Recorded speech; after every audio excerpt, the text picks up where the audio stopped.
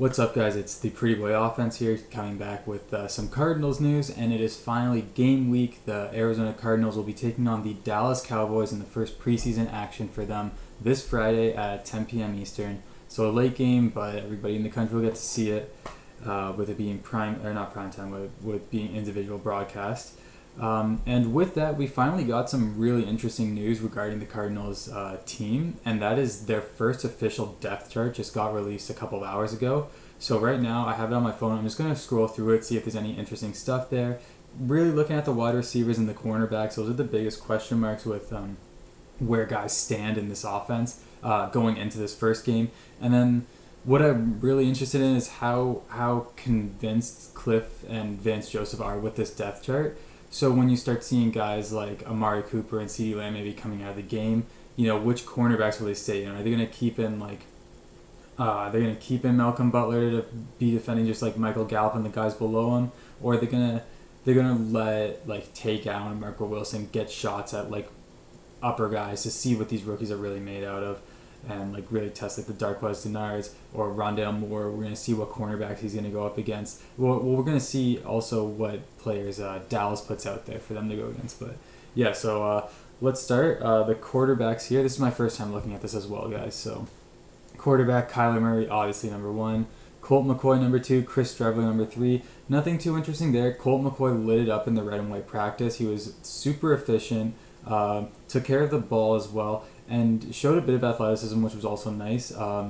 Nothing got away from him. Like, there were no bad interceptions or anything. Kyler Murray had a few bad interceptions in the red and white practice, so take from that whatever you will. But Chris Trevor being number 3, we kind of all predicted that. He'll make the roster if he's going to keep blocking on the kick return team. The guy's a physical monster, and he just adds that wild card aspect that Taysom Hill has for New Orleans. He's maybe a little bit more raw, so I mean, he played in the CFL for a bit, right? So he's still kind of getting accustomed to the NFL, I think. He'll get up to speed though, but we'll see if he makes the roster. But him at number 3 makes sense. Colt McCoy number 2, awesome to see after that performance he had, which is great. Okay, going down now to running backs. Chase Edmonds, James Conner, we've known this for a while. They've both been pretty vocal about what's an RB1. This is a committee. We're all here just to help this team win, yada, yada, yada. Behind them, they have Jonathan Ward and then Eno Benjamin. So those guys, I just think, are there. That's a seniority thing, because Ito Smith looks like he's playing pretty all right on the team so far. And then after that is Tavian Feaster. It's going to be interesting. They went out of their way to get Ito Smith when they had enough running backs on the roster. So that Ito Smith, Eno Benjamin, Jonathan Ward battle is going to be interesting to see how many running backs they take in. Obviously, Kyler Murray has the running ability too, so it's the depth at running back is it's important, but it's also there's this X factor when your quarterback can just bust off for a 35-yard pickup as well. The running game just designed a little differently. Depth has to be something that's understood a different way than it is other positions on this team when your quarterback does that. But yeah, Chase Edmonds, James Conner, Jonathan Ward, Eno Benjamin, Ito Smith. I feel like those 3 right there, Ward, Benjamin, Smith, are going to be super fluid. And then Feaster at the end. What do you want me to say about the guy that's, at the bottom of a depth chart in preseason? Hopefully he shows something to get on a team if he doesn't stay with the Cardinals. All right, wide receivers. They have this labeled as X receiver, Z receiver, and slot receiver. Okay, so that makes sense. So X receiver goes Hopkins, obviously. Keyshawn Johnson, awesome to see. Antoine Wesley and AJ Richardson. Wesley shows some talent. AJ Richardson, I think he's just there for a camp body. But Wesley could show something that shows some value in this team, which would be great. Z receiver, AJ Green, Andy Isabella, Andre Briselia, and Alva Haifo. So Briselia and Haifo were just signed within the last week. So those are just guys they're bringing in there to see what they got. Are they showing anything important or anything of value? They're behind Isabella, so I wonder if those guys will also have some influence in kick and punt return games. I know Moore, Kirk, Isabella were sharing those duties from what I'd seen from practice. So that'll be interesting. But yeah, that's set. AJ Green outside, 100%. Andy Isabella outside. That's what he's built for. That's what Cliff came out and defended him for. He's not competing with Moore, but so that's nothing different, nothing interesting there. Slot receiver. Okay, here we go. Christian Kirk, Rondale Moore, JoJo Ward, Rico Gafford, Greg Dortch. Yeah, Greg Dortch, another like pickup this last week that they had. Rico Gafford, okay. JoJo Ward, okay. But yeah, like I mean, the names you're looking at are the Kirk Moore ones, so they actually have them at the same position, which is awesome because I think that helps Kirk and that helps Moore when you know that the role you're going to play in the offense isn't going to be 100% on you. Situationally, like being in the slot, whatever you're asking your slot receiver to do, you could put Moore in for the stuff that he's better at. You could put Kirk in for the stuff that he's better at. And, you know, with the injury history with Kirk and even now playing through some injuries, this is awesome having Rondale Moore, a second-round pick, that's just lighting it up like this right now. Where that goes for the Cardinals in the future, like beyond the season, I don't know. But for this season, it's just good to have healthy, competitive bodies. That's sweet. So we know that like an injury to Kirk won't actually like it won't fully affect the season in a negative way. We'll have bodies there to help replace them. So that's awesome. That's also pretty much what we were all expecting. Interesting to see that for the depth chart they did put Isabel and Moore on the different positions. I know they came out and said that, but just backing it up now with that, which is awesome to see. Transparency with the coaching staff is always good. Tight end, oh my god, there's no one good here. No offense to Max Williams and Darryl Daniels. Yeah, those guys are expected to be the top two. They were with the team last year. They know the system. Max Williams just needs to get some better hands, and he's good at blocking and stuff like that. Darryl Daniels, awesome. He's another good guy, good depth tight end. Nothing to really write home about, but they're NFL tight ends, so when you're feeling them, I mean, that's okay, but always looking for improvement. Hopefully they'll not improve on them with Zach Ertz, but that's just me. Then after that, Ross Travis, Ian Bunting, Carey Angeline, Bernard Sekovitz. Okay, so yeah, nothing really too big there. I don't think any of those guys are going to be moving the dials unless they can show some value on special teams. Tight end gunning on, or blocking on special teams would be tough, but hey, if you can do it, you can do it. Hopefully they get a spot on a practice squad or something. Okay, offensive line. I'm really interested about this one because we got a lot of guys like Josh Jones and Murray and stuff like that who should be competing for positions, and this offensive line is super talented. So much improved. Should be one of the better units in the NFL, I think, 100%. And hopefully Kyler can take advantage of it. So let's start at the most important spot, left tackle, DJ Humphreys, Josh Miles, Coda Martin. DJ Humphreys being there, yeah, he's really coming to his own from that quote-unquote bust that everyone said that he was when he first came out. But no, he's playing great. Left guard, Justin Pugh, awesome. Then Sean Harlow, Shaq Calhoun. Yeah, Justin Pugh, mainstay. I'm glad he reworked his deal to stay with the Cardinals. If he had left, we'd probably be looking at something a lot different with this O-line. Center, Rodney Hudson, awesome. Max Garcia, he played great last year. Michael Manette, the new guy, and Marcus Henry. That's good. I like how Michael Manette is kind of down there. It'll give him a chance to even learn multiple positions this year, not having to be right behind Hudson. And, just kind of just being adaptable, because when injuries do happen, and I don't mean he can jump in and start, but let's say Justin Pugh gets injured and someone has to back up for him. Michael Manette, if he's adaptable, he could then start working under left guard. So in case anything does happen for a player or two, he can come in and do that kind of what they want your backup lineman to be, just adaptable, just a wall of meat with hands that can hold, get in front of guys appropriately. I mean, at that point in your depth chart, right? Right guard, Justin Murray, Brian Winters, Brandon Bowden. Yeah, Justin Murray's going to have that. But Brian Winters is interesting. He's been making some headlines too. But yeah, I think it's always going to be Justin Murray to start a season. You just want the sure-handed thing. Right tackle, here we go. Kelvin Beachum, Josh Jones, Ryan Pope. Okay, yeah, so they have Beachum ahead of Josh Jones. I think that could be one that probably changes. Beachum is cool. He's the senior of the tackle here. But Josh Jones had so much promise coming out of the draft, and he's had a year to work on it. He's had this offseason to work on it, and he's going to have this preseason to work on it. I wouldn't be surprised. Josh Jones is the one I have pegged, coming over and taking over that right tackle spot. I'm so excited for Josh Jones. I'm so happy that they got him in the third round a couple of years ago. Not a couple of years ago, no, last year. But okay, now we move on to defense. So, okay, before we move on to defense, offense, it all seemed pretty clear. Cliff has been pretty transparent about all of that. Especially the Andy Isabella stuff, the Moore stuff. The offensive line looking pretty good. After the red and white practice, we even got an idea for what those lines were like, even with some people not playing and stuff. But good on Colt McCoy for being number 2. That's awesome. They have a legit quarterback behind Murray now, which is great. Okay, so defensive line. Okay, defensive end. Yeah, Watt, Zach Allen, Michael Dogbe. Yeah, of course. There's nothing really who's going to supplant Watt, right? And Zach Allen is always good as a depth piece. Nose tackle, Rashard Lawrence, Corey Peters, David Perry, Darius Kilgo. Okay, so Kilgo was a very recent signing, so he's just there because he's on the team and technically plays nose tackle. Rashard Lawrence, he's still working on his craft, getting better. I think he's going to be decent this year. He's going to get better just because if he's playing first, he's going to be playing with Watt and Phillips and Chandler Jones and stuff like that. So that's just going to make your job easier, and you're going to become a better player because of that. So that's great. Good for Rashard Lawrence. And then also Corey Peters re-signed like within the last week. Knows the system. Awesome guy. Really guys back on the team. Real leader. That's great, right? Defensive tackle.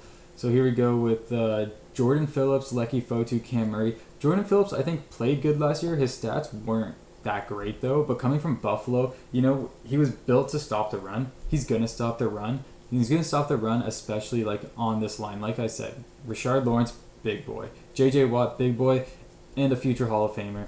Chandler Jones, right beside it. Like it's like Jordan Phillips is going to be better this year. No need to worry about him. He's a very good player. Lecky Fotu, same thing. Built like Jordan Phillips. Just going to keep learning from Jordan Phillips. Young guy. He's going to get better. Cam Murray. Yeah, that's it. Yeah, Cam Murray. Okay, left outside linebacker. Here we go. So still have Chandler Jones if he stays, right? Dennis Gardeck coming back from that injury. Victor Demukage, however you say it, I'm really sorry. But, he's the guy they drafted this year. That's good for him to be right there behind Gardeck. I'm just going to... Sorry, this is thinking about the injury stuff. So, Gardeck's injured, and he has to, back up. Let me see, right outside Devon Kennard. Yeah, okay, so I think right outside, left outside, they probably have Devon Kennard swinging back and forth between left and right and stuff. And then they were even showing exotic packages. This is just for the sake of making the list, but I know that they're practicing with techniques where Golden and Jones were on the same side. So it's gonna get exotic like that. So I won't get too bogged down with who's second on left, who's second on right. But that's good. Good for Victor there, getting right behind Gardeck. If he shows something, again, that sweet pass rush is dope. And then pass rush is one of those things where you don't have to be the greatest pass rusher. If you have a really healthy rotation and a solid D-line, just being the one that gets in there when Chandler Jones needs a break or when Marcus Golden needs a break, and then you come in, you're just hustling the guy on the right or left tackle who's huffing and puffing after breath for going up against Chandler Jones 5 snaps in a row. You're going to be good. You're going to get some pressures. You're going to help benefit this team. That's what you need to do. So awesome like that. Right outside linebacker, I just kind of whispered it a bit. Marcus Golden, Devon Kennard, Kylie Fitz. Reggie Walker, that's normal. Inside linebacker, okay, here we go. So they have it labeled as Mike, and they have it broken down for Mike and Will. Perfect. So Mike inside linebacker, Zaven Collins, Jordan Hicks, Evan Weaver. Evan Weaver, the guy from Cal that they drafted 2 years ago, he led the Pac-12 in tackles when he came out.